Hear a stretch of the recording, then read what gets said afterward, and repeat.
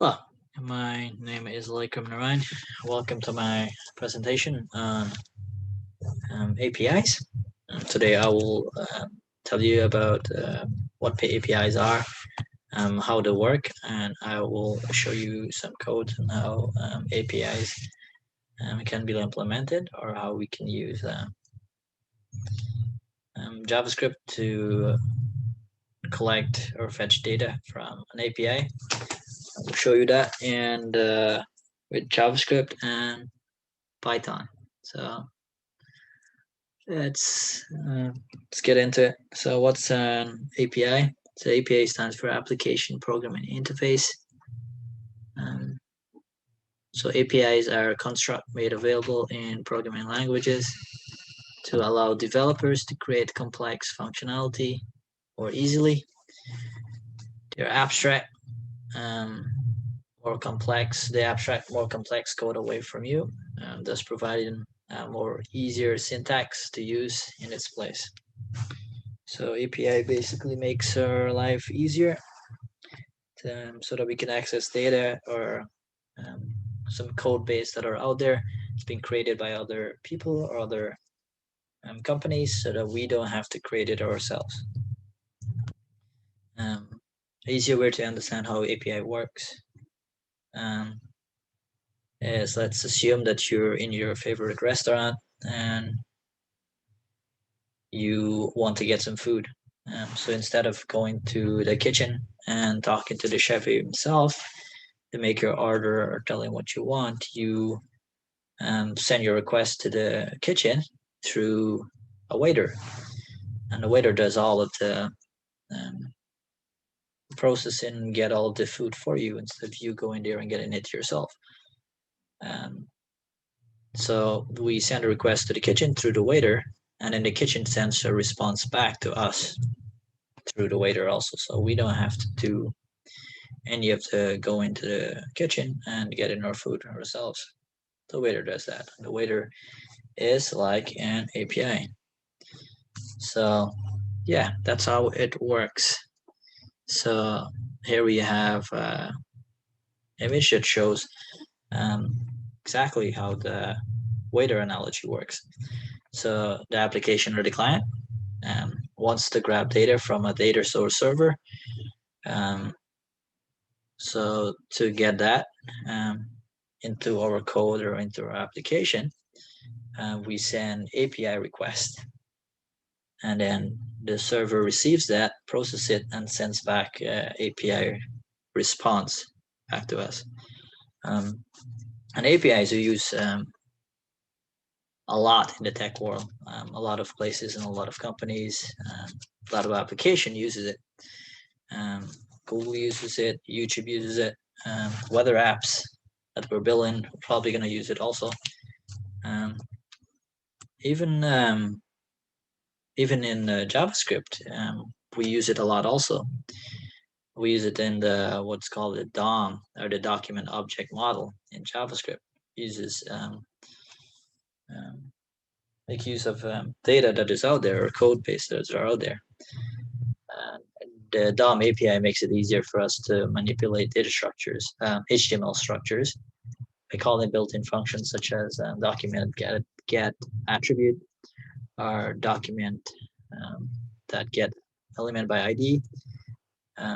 If these things sound familiar to you, then yeah, you've been using APIs. We also used APIs a couple weeks ago to get Google fonts, and we get those by making a link in our HTML page to the Google font website. All right, and that's some common API that we use. Not a type of API that are out there, or third-party API. And when they send data to us, they typically send it in two format, JSON format and XML format. JSON format are in the JavaScript object form. If you're not familiar how that looks like, you probably will be familiar of how a Python dictionary works or is situated, where it uses key value pairs. Just like that, a JSON object is situated or constructed. Um, when we send API requests through URL, this is how it is organized. It's organized with an endpoint, API portion, and a resource of an API. I will show you an example of it in a piece of JavaScript code that I got online from a web developer named Tanisha. I got it from her website, where she was using an API to pull film titles and pull it to her code. She was pulling these data from this website. So here we have the HTTP endpoint, and then we have the API portion, and then we have our resource that we want to pull from that API. So she creates a XML HTTP request object, and then she set that to open. She's calling a get function, which tells the API, hey, we want some data. She then uses an onload function. She then gets that that data from the API, and like I talked about, it's normally in a JSON format. So she parses that JSON file that's been received from the API, and she parses it and she places it to data. And the next thing that she's doing is she's checking the status of the data being parsed. So when we parse data from API, if it's successful, they give us let's call it 200 status, and if it's not, if there's an error in it, they give us a 400 or 500 error on our response back. So we know that we haven't got any of those data that we requested. But if we have a 200 response back, then it means that our data, our call or our get function to get the data from the API was successful. So then she pulls that, she parses that JSON file into data, and then she goes through that JSON file because it's an object, and she loops through it, and she prints out the title of the movie because that is what she wants. So let's see how it looks like in the code, what she's pulling out.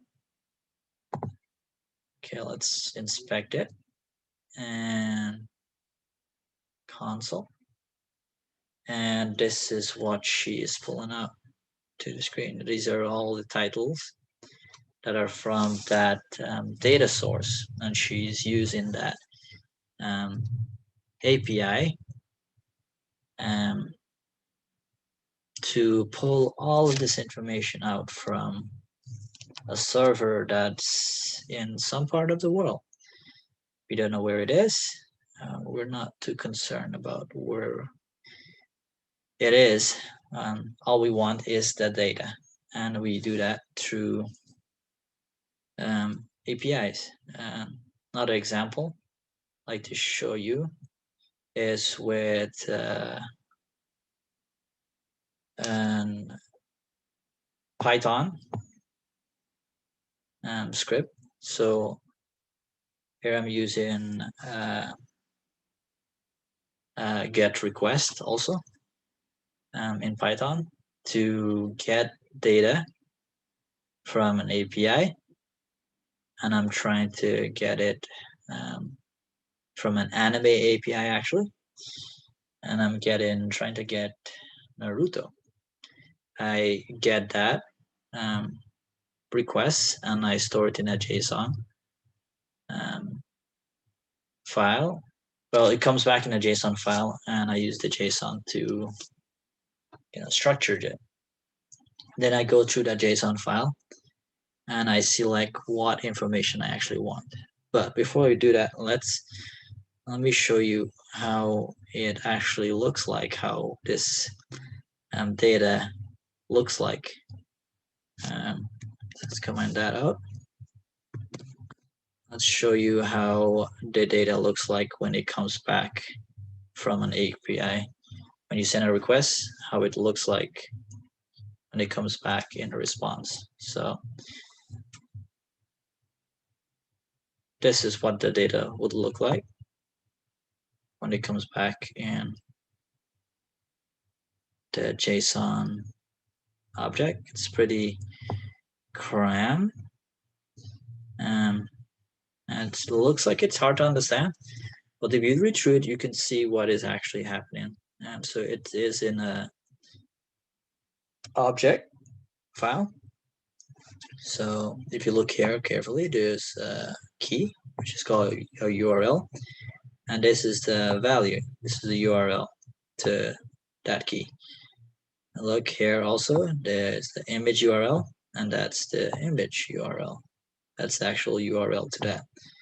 There's the title, and that's the value of that title, Naruto. So let's get a bit more from that. Let's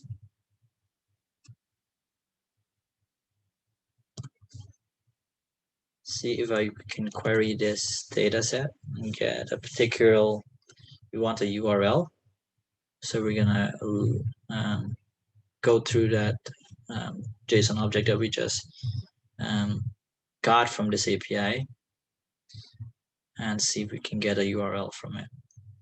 It's a data that we want, and it's right there.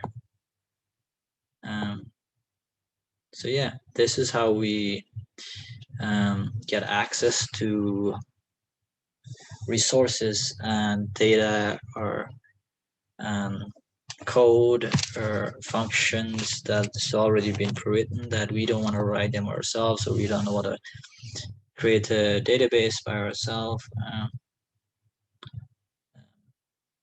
So we use APIs to do the work for us, or to get access to data that is already being created and that are out there. We use APIs to get access to those things. So yeah, that's my presentation on APIs and how it works. I hope that you enjoy that, and yeah, that's it. Thank you so much for listening.